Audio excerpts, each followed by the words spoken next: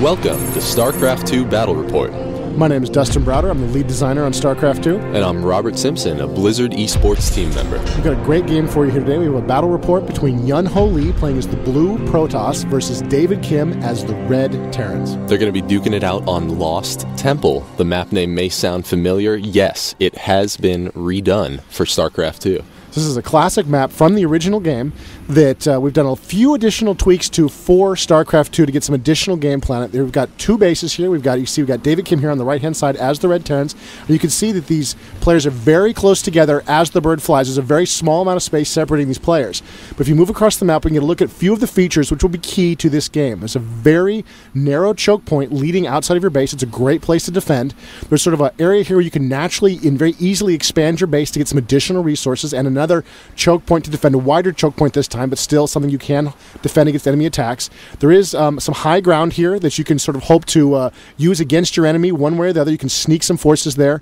There's also these Zelmaga watchtowers on the map, and you can gain control of these watchtowers and see a huge area of the map. Control of those watchtowers is very key to sort of understanding what's going on the battlefield. This is a high yield expansion. It's also blocked by those destructible rocks. It's really, really important in the late game for one of these players to take that over, have some additional resources. It'll often help a player make that final push that they really need to overcome their opponent. And you can see it is mirrored on all sides. There's another watchtower, and of course there were some more rocks there with some more high yield resources. So you can expect the players to sort of battle across this whole area of the map. Again, there's another high ground area that you can use to defend your base, or you can use it to make surprise attacks on a player who's trying to defend his natural expansion there. So it looks like the scouts are already on the move from these players, looking to move around some of their early workers on the map to see what the enemy is up to. Up on the production overlay, we can see that the red Terran player is currently working on his barracks and his refinery. There we see the scouts just past each other.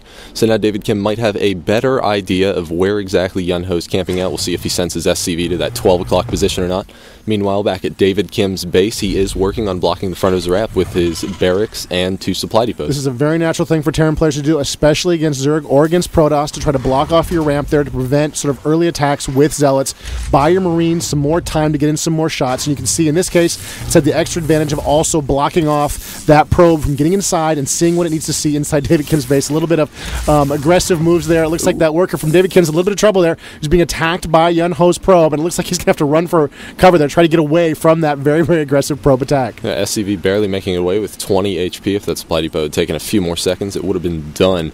We can see that David Kim is going for an orbital command. Very early, he wants to have his resource advantage. Yeah, there we go. There's the worker trying to get back in the base. You see he lowered his supply depot to let the worker back in. He had a Marine there to drive off that probe. So it looks like David Kim has managed to see what's inside the Protoss base, which is what he needed to do. He needed to scout, and he has done so successfully. Meanwhile, the Protoss right now are blind. They don't know exactly what's going on inside the Terran base. There's not a lot of possibilities at this point, but this only becomes a bigger issue later on. He needs to see what's going on inside so he can make smart tech choices. In Yun-Ho's base, he has gone for a single gateway and obelisk as well as a cybernetics core. This does mean that he's going to be going for stalkers and warp gates relatively early in the game. They're going to be very effective against Marines. Yeah, he really needs to get the Stalkers into play. They can really dance around the Marines quite a bit and do a lot of damage. So the Marine player needs to get Marauders on the field to really counteract that threat. And of course, David Kim has seen that cybernetics core. He knows the danger. He knows the possibility. He'll have the counters in play. Meanwhile, the Protoss player still has not seen inside the Terran base, so he's not exactly sure what's going on. You see, the Terrans had control of the Watchtower very briefly there before that Zealot came in and drove that Marine off. And the Marine's just trying to play keep away right now. He doesn't see the danger of the approaching second Zealot, so now he's in a little bit of trouble. He's going to have to try to just run away as fast as he can, taking a hit there as he turns a corner, and here the Zealot is sort of moving around trying to drive this Marine away, and you can see David Kim being very clever. He's just pulling that Zealot out of action. Oh, a little bit of a misturn there, and he gets cut down.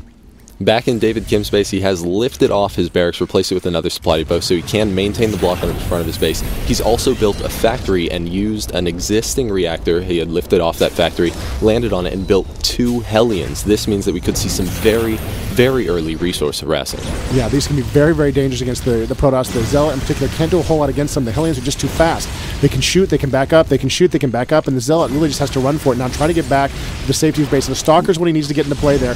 The Stalker will allow him to chase and shoot up those Hellions, but even the Stalker can't keep up with the speedy Hellions as they just dance right around the Protoss forces, right up into the Protoss base, closing quickly on the probes, and the probes are forced to run for cover as the Hellion close in and just trashing the place with those flamethrowers. David needs to maintain the pressure. He needs to be chasing those probes just a little bit faster. He's been stopping, using some flame onto the buildings. Oh, and one of his Hellions is taken down by the Stalkers. Stalkers obviously trying to focus down those Hellions. He doesn't want to lose any more probes. I believe that Yunho got away with only losing 3 probes. Very lucky escape. Yeah, it was really, really good moves by keeping those probes away and keeping his forces pressure up. Of course, David Kim, a little too early maybe with the Hellions. Only 2, not a lot of damage he can do with those. He did do some, and he did manage to do a little bit of harassment, but you can see it didn't really pay off for him in a big way, and it looks like he's lost a little bit of board control is the point. You can see the Protoss just boiling across the map now. You can see their blue just swarming all over the place, while the Terrans, meanwhile, are backed up into their base and are waiting now for the inevitable attack.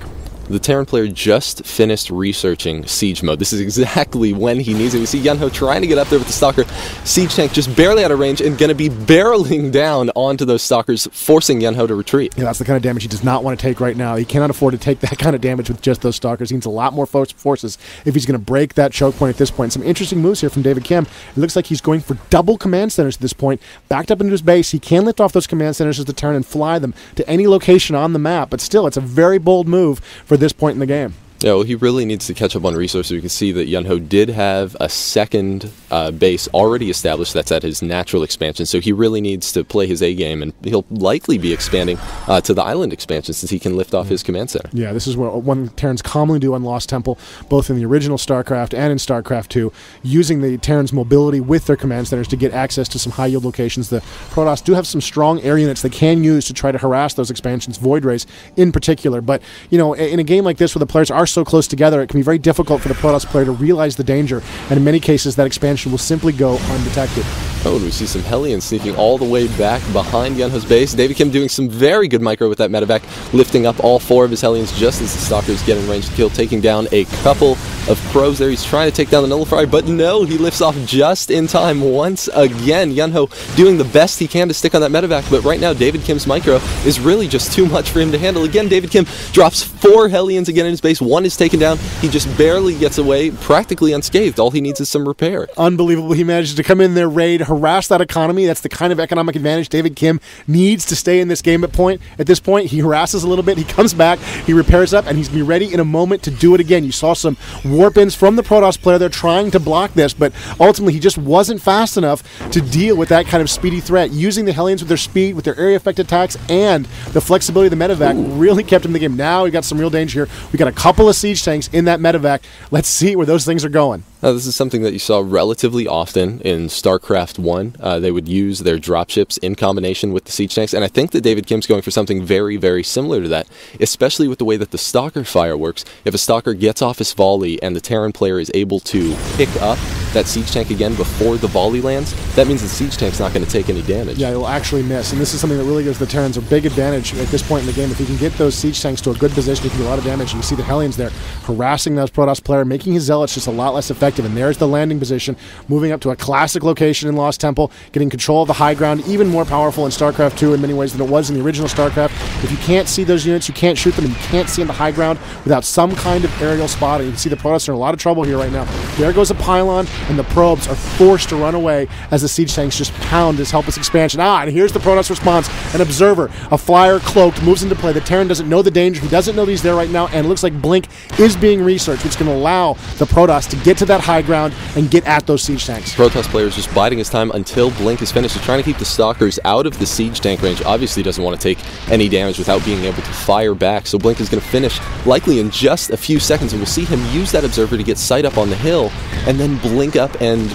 and here it comes, going for the surround on the siege tank, going to be taking them down. We do see some extra splash damage from the other siege tank, actually damaging himself, and now David Kim microing the siege tank. This is amazing. Right, just trying to get some extra damage off there. He does manage to take some extra damage. He is getting worn down there a little bit, but he's doing a lot of extra damage as he goes. And the siege tank is finally taken out. David Kim making the most out of his units there, really doing a lot of extra damage. An aggressive blink from the Protoss player gets in a few more hits on that medevac, and Kim's harassment here has come to a quick end. Now, David Kim didn't really kill very many probes there, but he didn't need to. We saw him take down a pylon, we saw him take down an assimilator as well. But the real money shot for David Kim at that point was that Yun-Ho had to pull away his probes, so he wasn't mining from one of his bases. Yeah, all of those workers not operating for that long a period of time is a real cost. That could be hundreds and hundreds of minerals lost by Yun-Ho in that one exchange. And yes, David Kim also lost minerals and resources by losing those units. But, you know, it's difficult to say at this point where the advantage will lie, but it was still a really effective raid for David Kim. And of course, it may force Yun-Ho to make different types of choices with his technology later just to avoid a similar type raid.